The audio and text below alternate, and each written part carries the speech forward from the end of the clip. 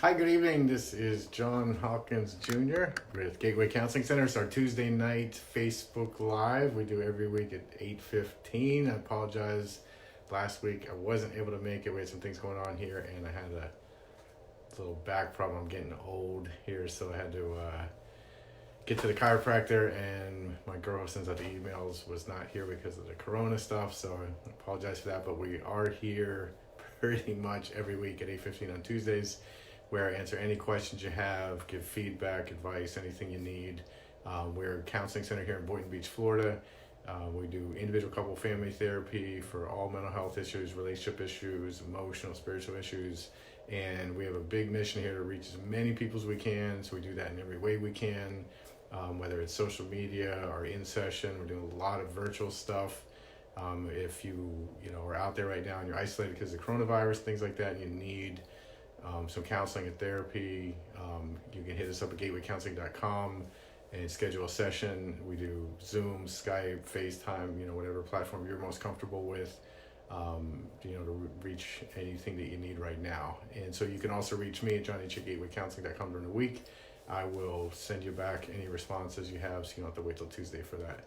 So tonight's topic I want to talk to you about come up in some sessions today, where I was talking to some different clients, and I dealt with this a lot for years working in the addiction field at treatment centers, where you have a family member who's struggling, maybe they're suffering with trauma, PTSD, addiction, and it's really painful watching somebody you love struggle or suffer. And you think, why would you do this to yourself? It's such a bad position to be in when someone you love and care about is going through things like that. So I had, somebody's family members were going through some difficult things, and it's such a, horrible feeling to feel helpless and powerless, and I can't get them to change or see the light or whatever it may be, And I said, one of the most powerful ways to help people change is by stop trying to make them change, is to really just, with healthy boundaries so that you're not getting negatively affected, but to just love and accept them for who they are, where they are. So that's one of the reasons, I really try to create safety for my clients. So, from the day one, I want them to understand, there's nothing you're going to do that's going to make me see you differently, negatively, judge you. If you're not ready to make these changes, there's still plenty of work we can do just exploring that. If you're trying to get out of a compulsive relationship and, he or she is with you in the car before and after you leave, come on in by all means. My clients with addiction issues, if they relapse, I tell them, I want to see you, even if you want to come in here drunk and high. We're not going to do sessions like that all the time, but I want to get you landed as fast as possible. So you know that this is a safe place. I never have to hang my head to oh, what's John going to think of me? Or I don't want to see him. And I want you to know that you can come to me in any state, any condition, help you cut through with the guilt and shame, and figure out what happened so we can use that as a stepping stone to get to where you want to go. But I think all of us have been there. Myself, there's been times in my life where I wasn't ready to make changes, and people can judge you, shun you, your own shame, you avoid people. By just creating a safe space where you're not trying to talk anyone into making changes or do anything, just accept them for who they are, where they are. That is a powerful feeling. We need to be loved in our most broken place, our ugliest place, our, most acting out place. Again, you can do that with healthy boundaries where you're not getting sick with the person you care about.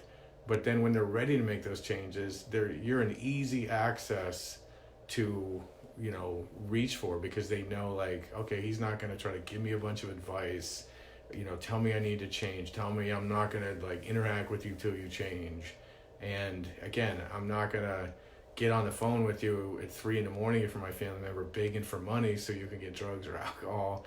I'm not talking about that, but I'm saying if anytime you want to talk to me and have a legitimate conversation, I'm here.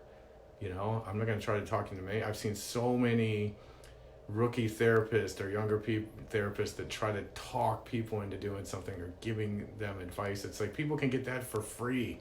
They don't need to come to see me for that. All their family is giving them all the advice they need and tell them everything and all that kind of stuff. So really just focus on, I mean, as I became a therapist and I could see more and more what's happening with people, and I had these skills to help people change, and I could transform their lives, like if they would just follow my lead, and you would see friends and families suffering, and you're like, oh, I could help you change that, you know? And then, but that doesn't work, right? I mean, they're not ready, they're not placed.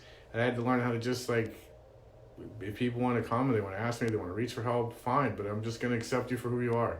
If you're getting drunk, you're getting high, whatever, like, I fully accept you no matter what condition you're in.